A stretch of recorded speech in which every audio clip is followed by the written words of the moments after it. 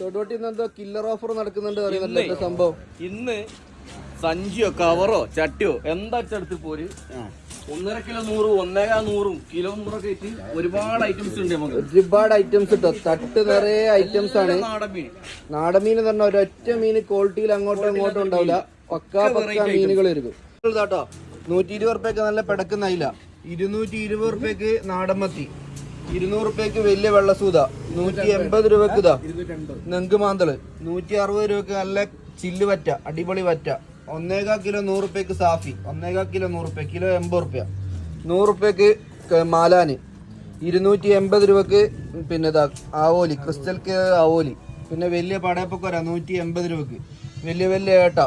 ഇത് ഫുള്ളായിട്ടാണെങ്കിൽ 300 റുപ്യ കൊടുക്കും, നേർപകുതി മുറിച്ചിട്ട് 320 റുപ്യ. പിന്നെ കൂന്തള് 240 വലുത്, 140 രൂപക്ക് വേളൂരി.